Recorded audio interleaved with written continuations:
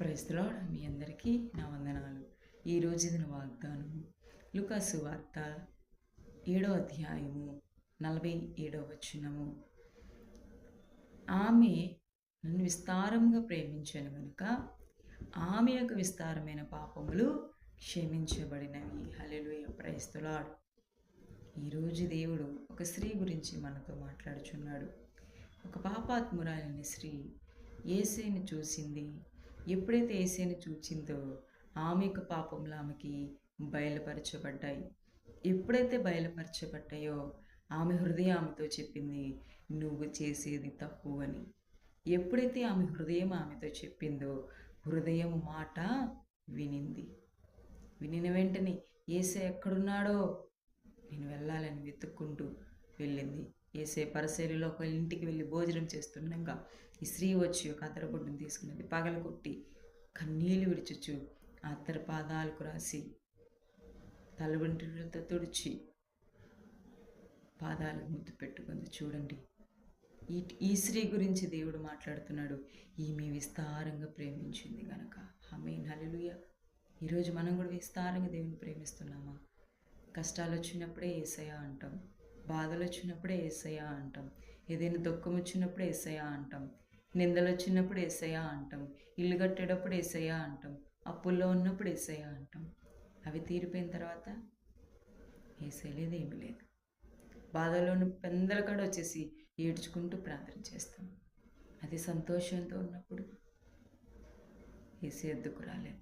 ఆయన కార్యం చేసినప్పుడు, ఆయన విస్తారంగా ఏ విధంగా బాధలో ఉన్నప్పుడు ప్రార్థన చేస్తావో ఆ బాధ తీరిపోయిన తర్వాత అదే విస్తారంగా దేవుణ్ణి ఆరాధిస్తే ఆయనకు ఎంత సంతోషము. హల్లెలూయా. అదే తను విస్తారంగా ప్రేమించింది. యేసుని చూచిన వెంటనే ఈమెకి పశ్చాత్తాప హృదయము కలిగింది. ఈరోజు మనం ఎన్నిసార్లు దేవుని కార్యాలు పొందుకోలేదు, యేసే మనతో ఎన్నిసార్లు మాట్లాడలేదు, యేసే ఎన్నిసార్లు మనం బలపరచలేదు, యేసే ఎన్నిసార్లు మనం ఓదార్చలేదు, అన్నిటిని మర్చిపోతాం. ఈమెకు యేసయ్యను చూచింది అంతే, ఈమె పాపములు క్షమించబడ్డాయి. ఈమె విస్తారంగా ప్రేమించింది కనుక ఈమెకు విస్తారమైన పాపములు క్షమించబడ్డాయి. ఈరోజు కనుక నువ్వు కూడా విస్తారంగా దేవుణ్ణి ప్రేమించావు అనుకో, విస్తారం అంటే అధికంగా దేవుణ్ణి యేసయ్యని ముందు ప్రేమించాలి. యేసయ్య కంటే ఇంకెక్కువ ఎవరిని ప్రేమించినా అది విస్తారంగా ప్రేమించినట్టు కాదు. మనం ముందు యేసయ్యకి ప్రయారిటీ ఇవ్వాలి. మెయిన్ ప్రయారిటీ మనం యేసయ్యకి ఇస్తే యేసయ్యని మహిమపరిచే వారిగా, యేసయ్యని ఆరాధించే వారిగా, యేసయ్యని కీర్తించే వారిగా మనం ఉంటే మన పాపములు కూడా క్షమించబడతాయి, మన బాధలు కూడా తీసివేయబడతాయి, మన కష్టాలు కూడా తీసివేస్తాడు, మన కుటుంబంలో రక్షణ కలగజేస్తాడు, మన కుటుంబంలో శాంతి, సమాధానం, నెమ్మది అనుగ్రహిస్తాడు.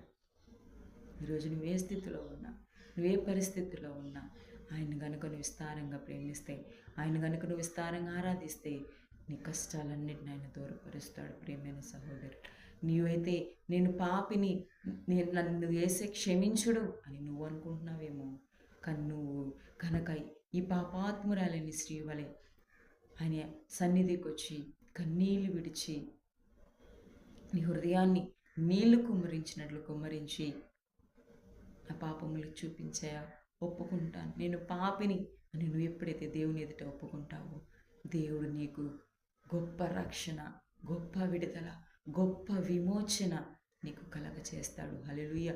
నమ్ముచున్నావా? ఆయన నన్ను ప్రేమిస్తే, నేను ఆయన్ని ప్రేమిస్తే ఆయన నన్ను ప్రేమిస్తాడు అని, నేను ఆయన ఘనపరిస్తే ఆయన నన్ను ఘనపరుస్తాడని, నేను ఆయన విస్తారంగా ప్రేమిస్తే నా విస్తారమైన పాపములు, నా విస్తారమైన హక్కులు, నా విస్తారమైన ఆరోగ్యములు, నా విస్తారమైన ఇబ్బందులు అన్ని దూరమైపోతాయి. నువ్వు నమ్ముచున్నావా?